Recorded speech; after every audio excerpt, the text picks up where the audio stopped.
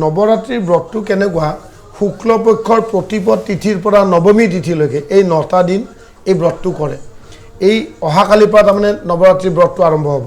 এই ব্ৰতটোৰ নিয়ম হৈছে যে এটা মানে পূৰ্ণ কলহ মাটিৰ ঘট এটাত পানী ভৰ্তি কৰে কৰি ৰঙা নীলা আৰু হালধীয়া তিনিডাল সূতাৰে সেইটো মানে গাঁঠি মাৰে মাৰি তিনিটা সেন্দুৰৰ ফুট দিয়ে সেন্দুৰৰ ফুট দি আপোনাৰ কি কৰে তাতে এটা ডাঙৰ চাকি এটাত ঘিয়ে হওক বা তেলে হওক দিয়ে দি সূৰ্যৰ ৰশ্মি মেগনিফাইং গ্লাছেদি তাত চাকিটো জ্বলায় এই পদ্ধতিটো একদম পুৰা তন্ত্ৰবিদ্যাৰ যিটো ফৰ্মেট আৰু নৱৰাত্ৰিৰ ব্ৰতৰ এইটো অভিষ্ট সিদ্ধি হয় ৰাৱণে কৰিছিলে তো এতিয়া কথাটো হ'লগৈ আপোনাৰ এই 9টা দিনত 9টা কমিটমেণ্ট থাকে প্ৰথম দিনাখন আমি মানে প্ৰথম দিনাখন সংকল্প লয় যে মোৰ ভিতৰত যিমান অসৎ ভাৱ আছে নিগেটিভ ভাৱ আছে এই ভাৱখিনিক মই দমন কৰিম সেইটো হৈছে প্ৰথম দিনাৰ সংকল্প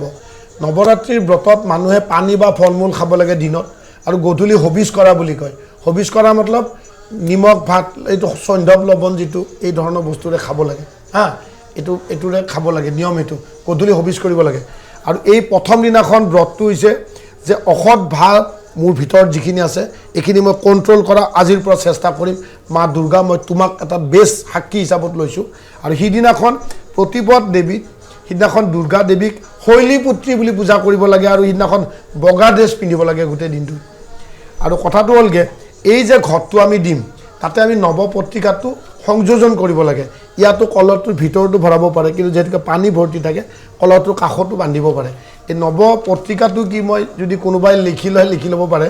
তাতে তাৰমানে কি হয় কলপুলি কচু হালধি গছ জয়ন্তী ফুল যে আছে জয়ন্তী বেলপাত ডালিম অশোক মানকচু আৰু ধান এই 9টা নৱপত্ৰিকা এই কলহটোৰ কাষতো বান্ধিব পাৰে মাজতো সোমাই দিব পাৰে তো এই নৱপত্ৰিকা লৈ প্ৰথম দিনাখন দেৱীক শৈলীপুত্ৰী বুলি ঘি আৰু গাখীৰ দি পূজা কৰিব লাগে সেইটোৰে পূজা কৰিলে বগা ড্ৰেছ মানে পুৱা কৰিব দুপৰীয়া কৰিব গধূলি কৰিব 3বাৰ কৰিব লাগে আৰু সেই পূজাটো কৰিলে কি হয় এইটোৰ ফলটো এনেকুৱা ঘৰত যদি কেঞ্চাৰ পেচেণ্ট আছে বা যদি দুৰাৰোগ্য প্ৰব্লেম আছে আৰু যদি আপোনাৰ কিবা এটা টাৰ্গেট আছে যে মোৰ ল'ৰাটোৱে মেডিকেল পাব লাগে বা IAS অফিচাৰ পাবই লাগে এনেকুৱা ধৰণৰ যাৰ কাৰোবাৰ বাচ্চাই নাই বা কাৰোবাৰ চাকৰি নাই এটা সংকল্প থাকে এই বস্তুটো যদি ঘি আৰু গাখীৰ দি পূজা কৰে আৰু 16বিধ ফল দিব লাগে তাতে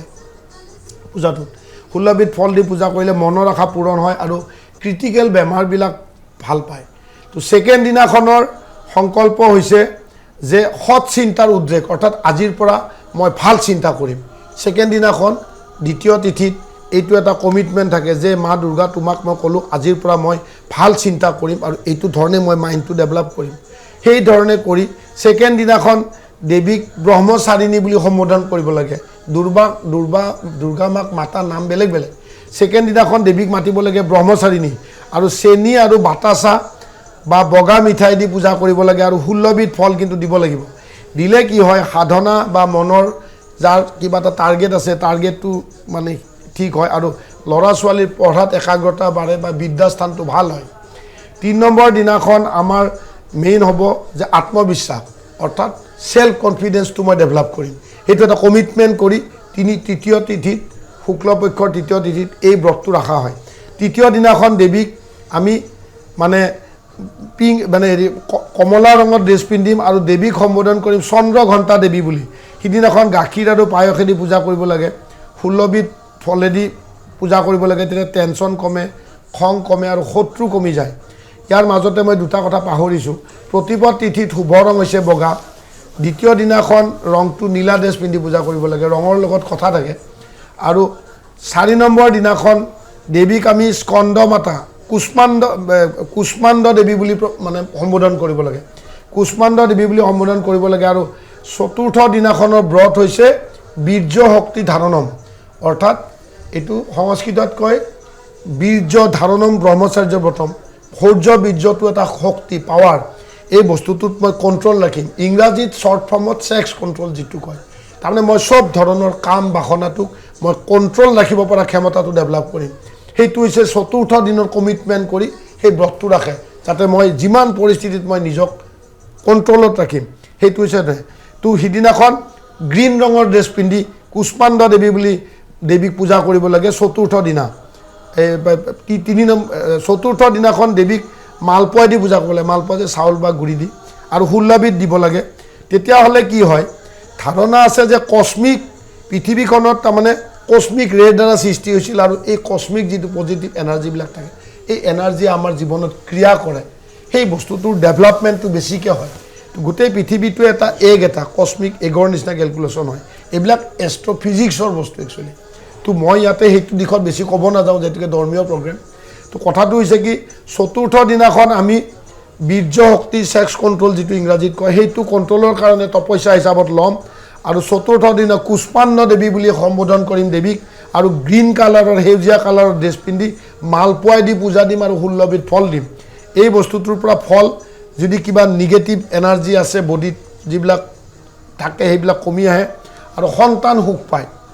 5 নম্বৰ দিনাখন আমি সংকল্প ল'ম যে আত্মবিশ্লেষণ অৰ্থাৎ সেলফ এনালাইসিস ইংৰাজীত যে মইনো কি কৰিলোঁ ক'ত ভুল হ'ল কোনটো কৰা উচিত নহয় কোনটো বেছি কৰা দৰকাৰ নিজকে নিজে সেলফ এনালাইসিস কৰাৰ কাৰণে দেৱীক এটা কমিটমেণ্ট কৰে যে হে মা আজি 5 নম্বৰ দিন আজি 5 নম্বৰ দিনত মই সংকল্প লৈছোঁ যে মই নিজকে নিজে এনালাইসিস কৰিম সেলফ এনালাইসিস আৰু সিদিনাখন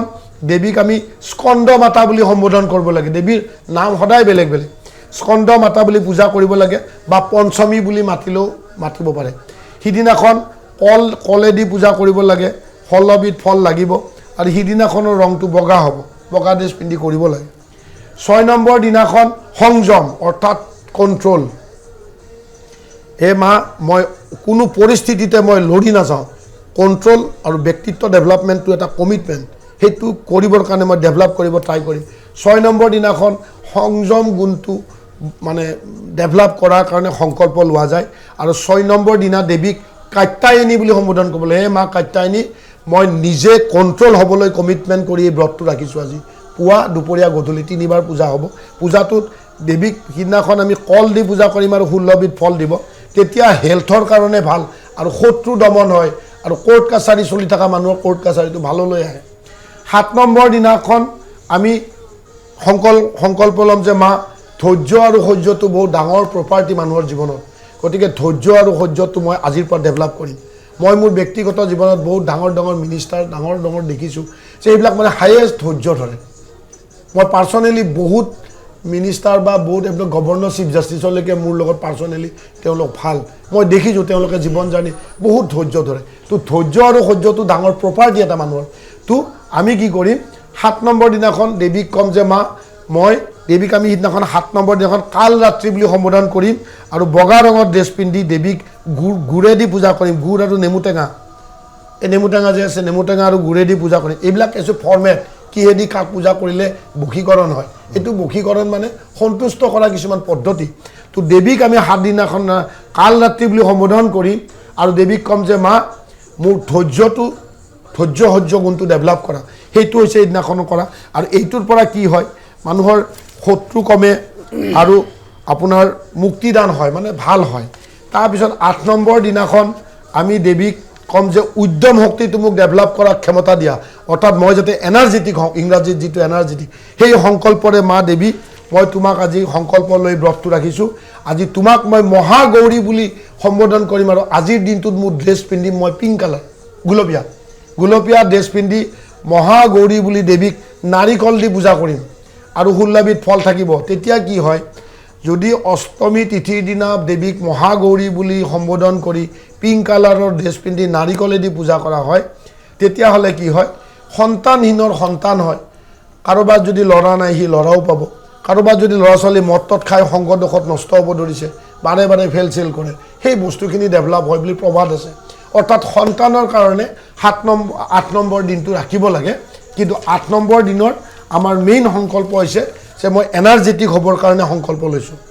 তাৰপিছত 9 নম্বৰ দিনাখন আমি লাষ্ট চব বাদ দিলোঁ এই 8টা দিন বেলেগ বেলেগ টপিকছত নিজকে সংশোধন কৰিলোঁ পিউৰিফাই কৰিলোঁ এইটো যেনেকৈ একুৱাগাৰ্ডত বেক ৱাছ কৰি পানীটো চাফা কৰে এই 8টা দিনত আমি নিজকে চব ধৰণৰ ডেভেলপমেণ্ট কৰি 9 নম্বৰ দিনাটো হৈছে হে মা এই 8টা দিনত মইতো বহুত সংকল্প লওঁ 9 নম্বৰ দিনাখন মোৰ সৎ জ্ঞান ডেভেলপ হওক বুলি সংকল্প ল'ম যে মই অকল যাতে পজিটিভ চিন্তাবিলাকহে ডেভেলপ কৰিব পাৰোঁ সেইটো সংকল্প লোৱা যায় আৰু সিদিনাখন দেৱীক সিদ্ধিদাত্ৰী বুলি সম্বোধন কৰিব লাগে আৰু আকাশী নীলা স্কাই ব্লু ড্ৰেছ পিন্ধিব লাগে আৰু সিদিনাখন দেৱীক ডালিমেদি পূজা কৰিব লাগে ডালিম আনাৰ দি পূজা কৰিব লাগে 16 বিধ কিন্তু ফল থাকিবই তেতিয়া অভিষ্ট সিদ্ধি হয় মনৰ আশা পূৰ্ণ হয় আৰু এই গোটেই ব্ৰতটোত নিয়মমতে পানী বা ফল মূল জাতীয় বস্তু খাবই লাগে তো এইখিনি হৈছে নৱৰাত্ৰিৰ ব্ৰত এই নৱৰাত্ৰিৰ ব্ৰতত মানুহে এই মাহটোত মাতৃপক্ষ নিৰামিষ খাব লাগে up to দশেৰালৈকে Lakshmi পূজালৈকে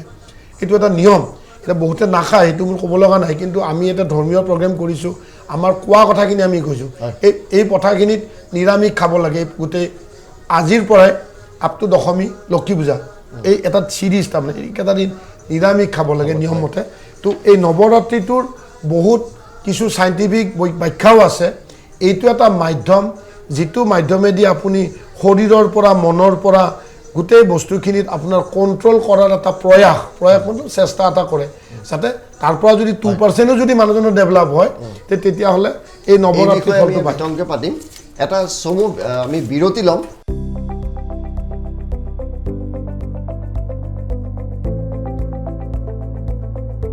NB news সহজ সৰল ভাষাত নৱভাৰতৰ কথা